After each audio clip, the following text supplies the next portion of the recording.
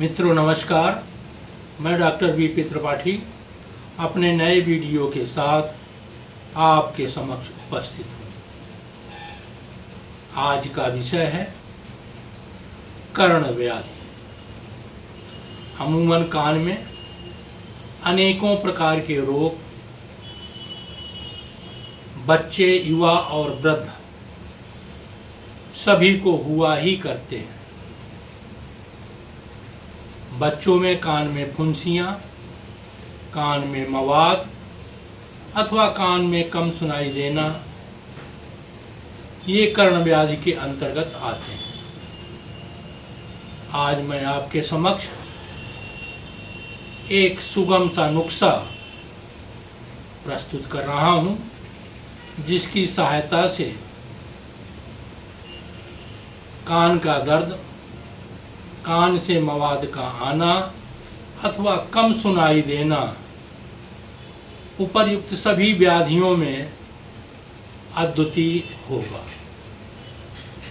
अगर आप लोगों ने अभी तक डॉक्टर वीपी त्रिपाठी चैनल को सब्सक्राइब नहीं किया तो प्लीज़ इसे सब्सक्राइब करें, लाइक करें, शेयर करें और बेल की बटन को अवश्य ही पुश करें, ताकि हमारे आगामी वीडियो सुगमता से देखने का अवसर आपको प्राप्त होता रहे।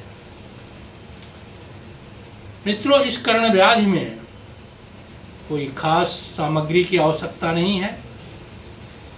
आप सभी लोग धतूर का वृक्ष तो अवश्य ही जानते होंगे, जिसका फल शंकर जी में प्रस्तुत किया जाता है।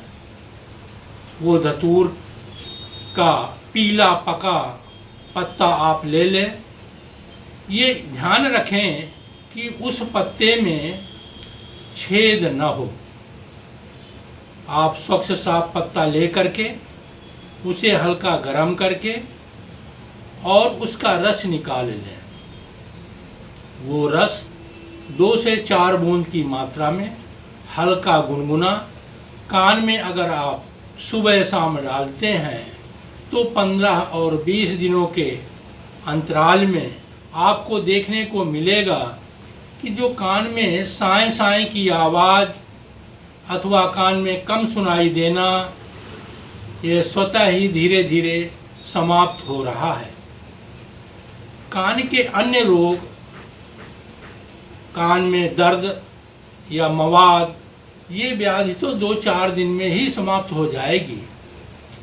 अगर मित्रों आपको धतूर का पत्ता खोजने में असुविधा महसूस हो रही है तो किसी भी आयुर्वेदिक स्टोर में जाकर आप क्षार तेल ले लें। ये क्षार तेल 2 से 4 बूंद की मात्रा में आप पीड़ित कान पे डालना प्रारंभ कर दें।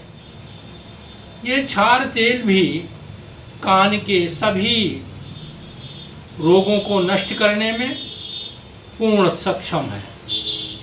इसके उपरांत भी अगर आपको कोई विशेष असुविधा महसूस हो तो प्लीज़ हमारे मोबाइल नंबर 9415474531 पर निःसंकोच संपर्क कर सकते हैं। धन्यवाद।